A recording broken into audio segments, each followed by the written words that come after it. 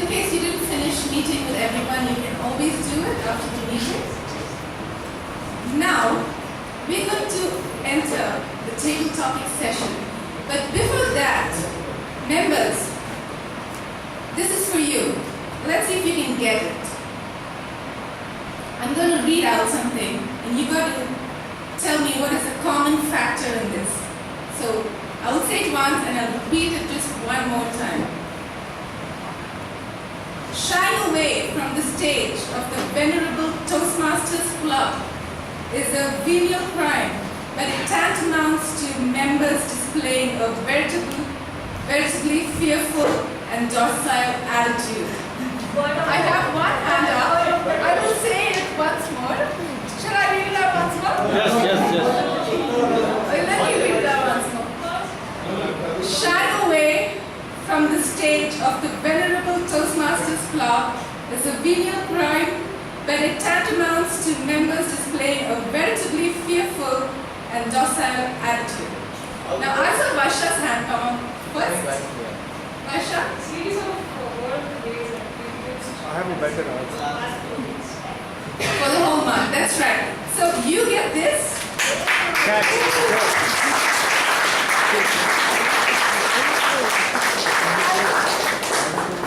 Vivek? Deepa, was that you? Okay. Vivek, I was going to Deepa. Alright. You have the wrong answer. Oh, you have the wrong answer. Alright. So now, for the terrifying and thrilling table topic session, we have someone who's taking up this role after a long time, and I'm looking forward to this. Yes. I asked him what he does. He gave me a bunch of stuff. What I got out of it is that he's the operations head and he deals with a lot of laws. But on the light side, he enjoys sports, music, and reading. I asked him which decade he loves the most, the 60s, 70s, 80s, or the 90s. And he said, without a doubt, the 80s, because that was the golden era for music. Bangalore was the garden city. Life was simple, calm, and peaceful. And he definitely imbibes that calmness in his nature. So let's call upon our table topic master, Toastmaster Joe Spa.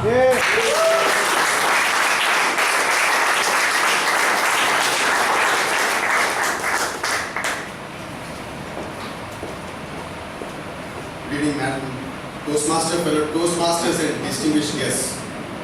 A very warm welcome to the table topic session. For the benefit of guests, let me explain about this table topic session. Now, this session is to enable speakers to think on their feet, come here and speak on any given topic with an interesting opening to the speech, followed by a body of the speech and a very good conclusion, all within 2 minutes. Now that's what we need to strive at and improve. The rules are simple. I would pick up give a topic and randomly choose a speaker to speak on this topic. The speaker has to speak for a minimum of 1 minute and for a maximum of 2 minutes. The timer would indicate the green card at 1 minute, the amber card at 1.5 minutes, and the red card at 2 minutes. So, are we all ready to go? Yes. Great. Almost all are relatively simple topics. That's to assure you, first of all, to have a peaceful table topic session. The first one. Begin and everything else is easy.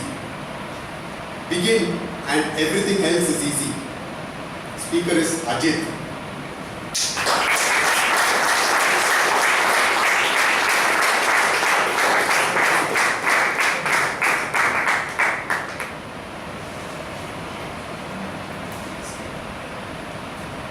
Begin and everything else is easy. I think we got to come out of a comfort zone and make it every attempt to start off something you really want to do in life. Certain things which comes to my mind is like I always felt that I need to do something which will really impact people around. So that's when I started trying to help people, trying to meet people and try to ask them if they need a job. So soon after my college, that's when I tried to help like four to five of my friends to get a job, and they're really so happy, they're so grateful to me. Even today we meet and it's just like we laugh around saying that, oh, I was in this condition and you helped me around.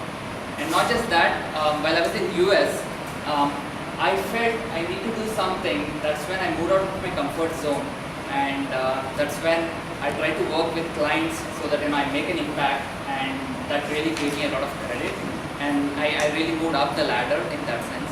And I made a big decision where I felt I don't need to be in the US. I thought I'd come back home, and I came back to India for good, and here again I'm doing something which is really constructive in my life. Thank you.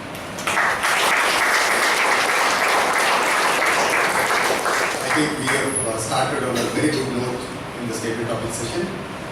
And our next topic is, he who angers you controls you. He who angers you controls you. Toastmaster Ayyappa.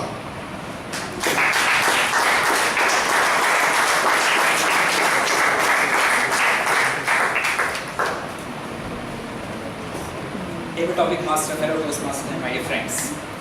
He who angers you and controls you. He is myself. So it reminds me of one saying.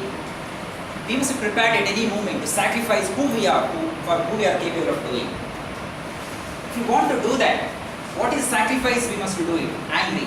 Some people might yell at us. Forget it. Let him keep yelling till what time? Of course, till he, it's okay. He's not bothering about his yelling or whatever. Okay. So angry is the one thing which stops our growth and it will not take us anywhere. It's a lot of techniques are there. We can do meditation. We can do motivational, listen to motivational talks, and in many ways. So, if you guys, how many of you are get angry very fast, very soon? Not at your wife? Okay, perfect. So, don't worry about it. Angry is part and parcel of life. You know that we get angry, but the moment you feel that you're angry, try to control. No need of control. Just accept that you're angry, and rest will fall in place. Thank you.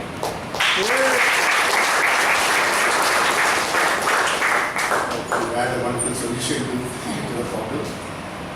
The next topic is, a calm sea does not make a skilled sailor. I repeat, a calm sea does not make a skilled sailor. Toastmaster Santosh.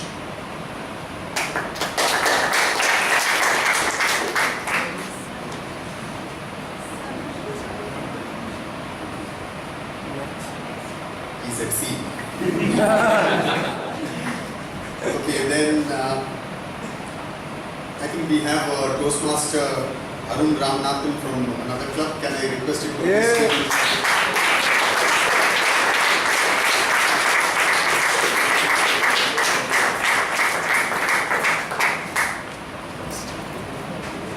No, I'm okay with that.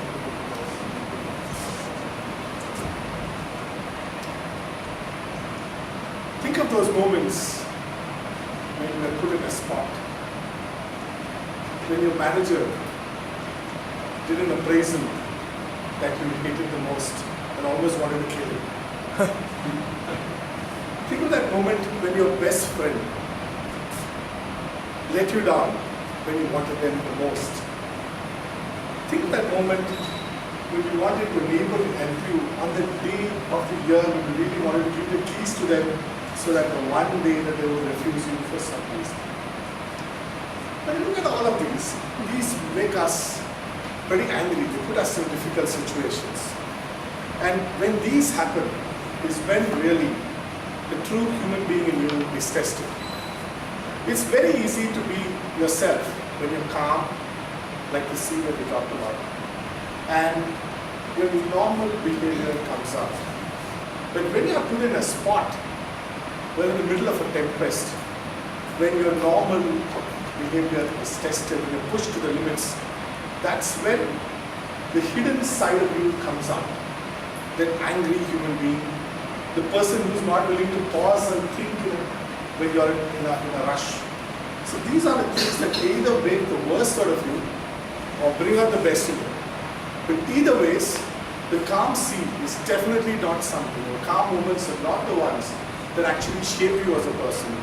The moments that really shape you are the ones that push you to the brink, that test your abilities to make the right choices, to take that deep breath and make the right choice, the right move, and the right response. It's the tempest that brings the best in you and never the calm seas.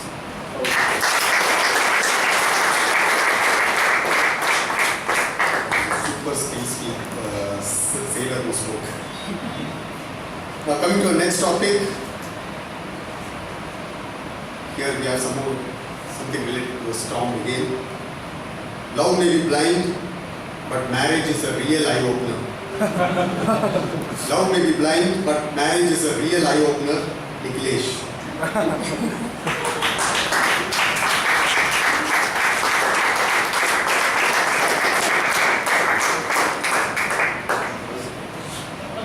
Love may be blind, but marriage is a real eye-opener.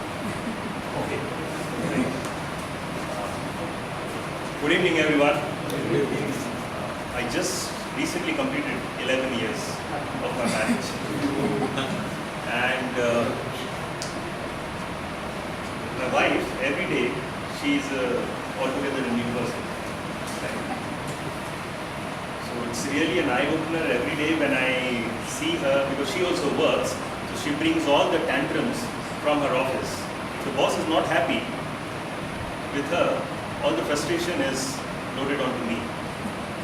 If the kid is not doing anything, it is loaded onto me. If her in-laws, my parents, they are not happy, all everything is transferred to me. So, and fortunately, unfortunately, it was a love marriage. Right. And guess who proposed who? She proposed it. Hang on. She proposed. And that's the reason I take on all the pressure. Right? So she was telling that I had 3 options and I selected the best option. And I didn't have any option. So love was blind for her. I don't think so. So she had 3 options and then she selected the best option. And I had no option. So I think so I was blind and marriage is fine.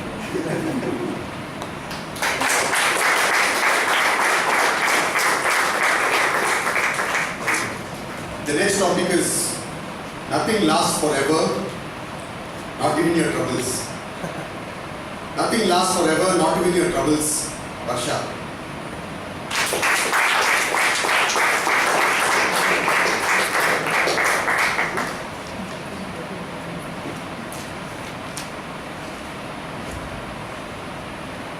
I completely agree with the topic David has mastered. Good evening, everybody. So nothing lasts forever, not even us. But till the time we live in the moment. It is for us, right? So yes, probably the expensive cars that we get, it's not with us throughout. But we make certain choices to please ourselves, to be contented, to live in the moment. And we have certain thoughts. And whatever we articulate is something that comes into the picture. Even though it will not last forever, it has created wonders. Whatever comes to our mind is something that we create outside. Agree with us? Right? So that's how everything is. We of course do not have people whom we spend our school days with. We do not have people whom we spend our college days with. We of course do not have people probably whom we've dated with us currently. But what we have is those memories. So when we talk about troubles, these are certain things that will bother you, that will irritate you for the moment. But if you take those seriously, you will not be able to move ahead in life. So that is exactly the point in which you have to think that nothing lasts forever. Because I'm sure there are a couple of married people here. I know how they all get back home. So they go with the same hope. telling that probably yesterday's fight is not lasting till now. So let me get back home confidently. So people who face exams will go with the confidence that okay, probably I had done really bad last time, but this time I'm sure I'm going to go on this. And for people who are not doing well in their careers, every single day they go to their workplace with the hope that maybe I might see my boss in a new way this day. So whenever trouble comes to your mind, please remember this too shall pass. I'm sure most of you know. Thank you.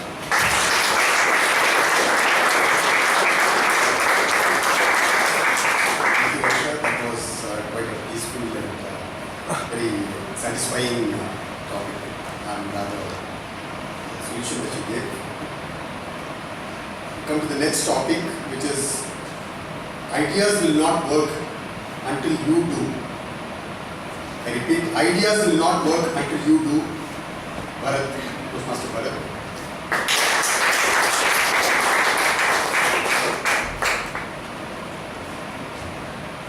Ideas will not do until you work.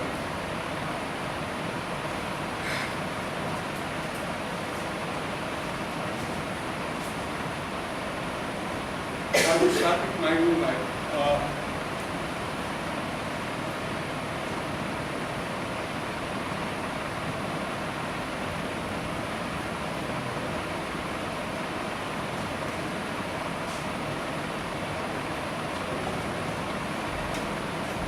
I'm stressed now. Have you another topic? I got a topic, I'm stressed. I had a bad day.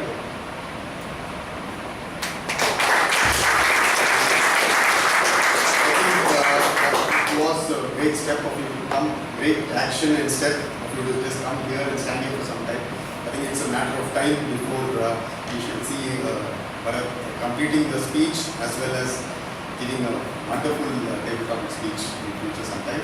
All the very best.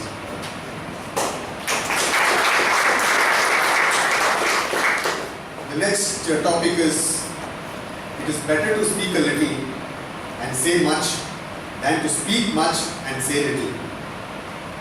It is better to speak a little and say much than to speak much and say little. Toastmaster Alok Singh.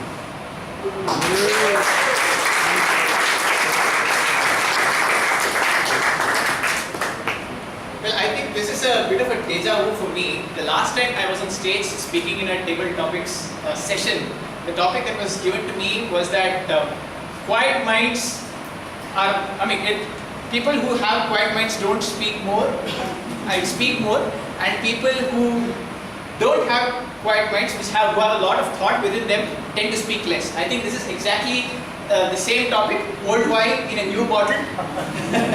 Which means, Jospal is trying to say, could you repeat that again? I was going to this previous one.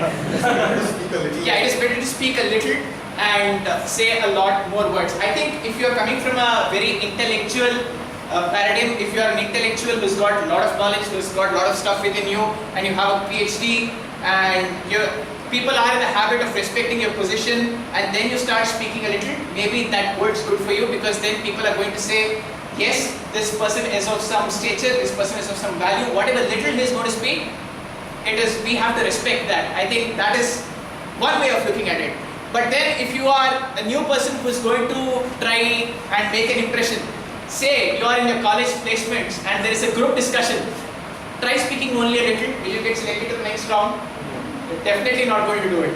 And especially if you are trying to get selected for a sales role, it's definitely not going to happen that you speak a little and get qualified to the next round, because there is this whole imagination, or there is this concept that if you have to be in sales, you have to speak a lot, you have to be aggressive, and that aggression does not come with speaking a little. You have to speak a lot more. So in that way, I tend to disagree a little bit, Toastmaster Jospal. If you speak a little and it may not always work for you, you need to speak a lot more sometimes to just make your presence felt, like I'm doing right now. And maybe if you are well versed, maybe if someone's like you, the table topics master, you could speak a little and make a whole impact, because we are listening closely to everything that you're saying, because we are coming on stage to speak. So that's my take on this topic.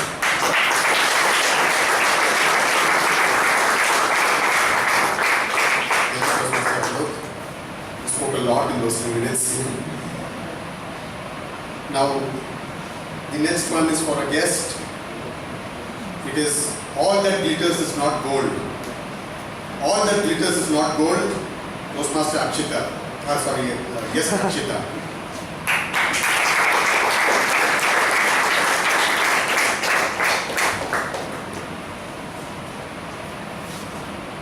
So actually I was prepared to come for a topic that I don't know at all.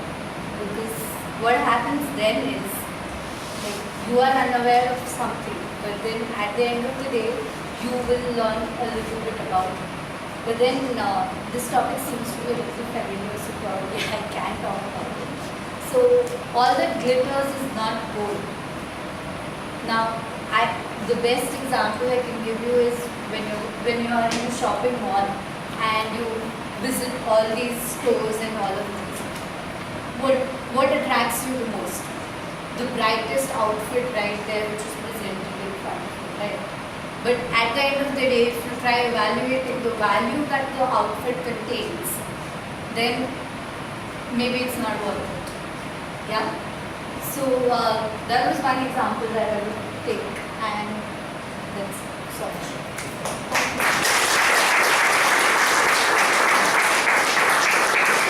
Our next topic is this: never mistake activity for productivity. Never mistake activity for productivity. We have a Toastmaster from another club, DTM Toastmasters Club, Prashant, to speak on this.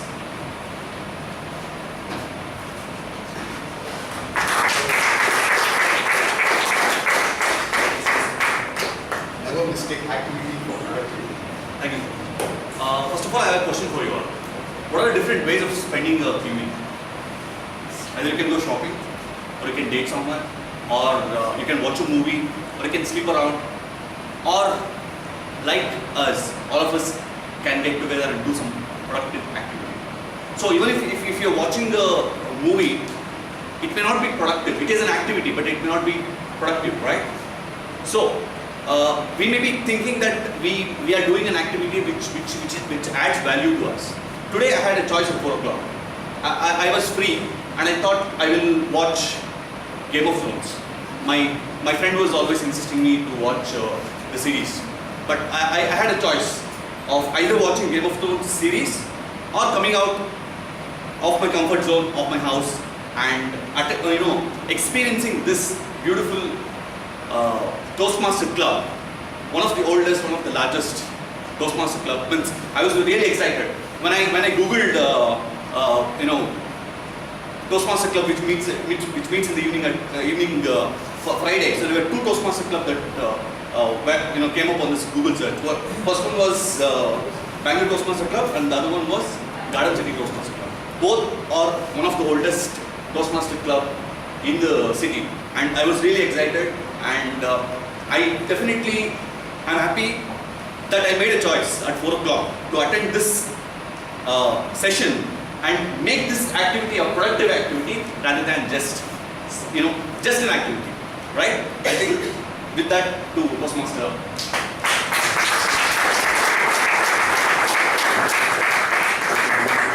Toastmaster Prashant. Now the last topic for today: men have sight, women have insight. Men have sight, women have insight. Deepti.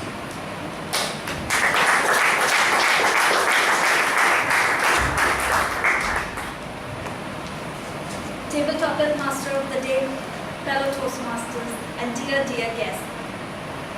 Men have sight and women have insight.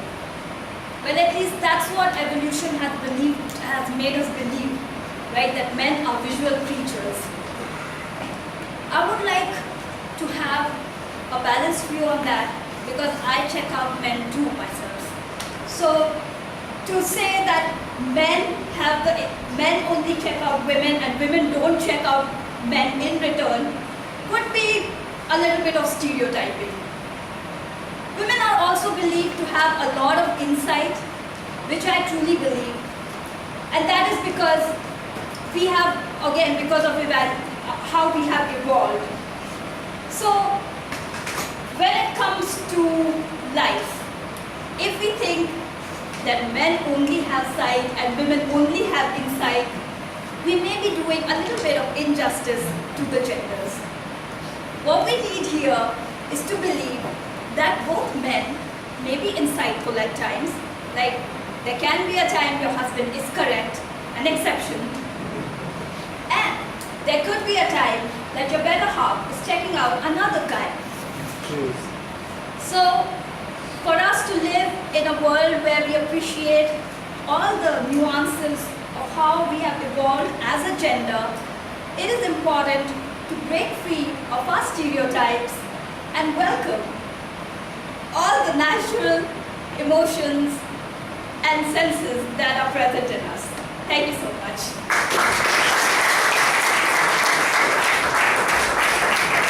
Dear Toastmasters and guests, I think we all had a wonderful time. Thank you all very much. Over to the Toastmaster. Thank you so much, Toastmaster Joseph Paul. This is what I love about senior Toastmasters who come up on stage. They're so full of wisdom and wit and humor, and you brought all of that to the stage. Did you all love the topics today? Yes. Let's hear it once again with Toastmaster Joseph Paul.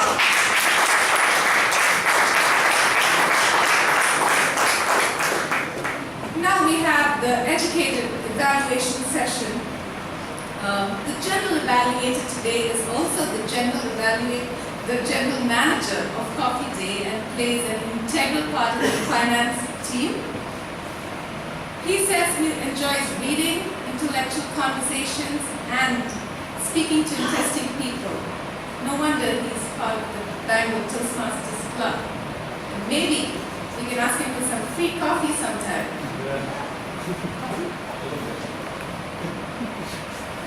I asked him, what would he identify himself as?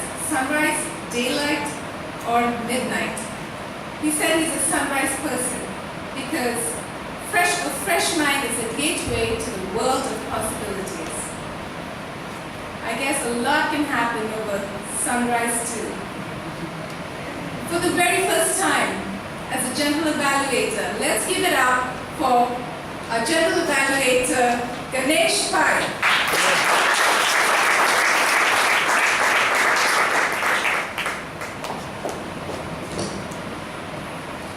Fellow Toastmasters and guests, good evening. Good evening. Last year I had visited my sister's place in Pune. So me and my sister were having lunch together. We were just discussing what was happening in each other's lives, where life is taking us. And in the course of conversation, my sister said her kids were complaining that they were not able to, that the parents were not taking them for a vacation.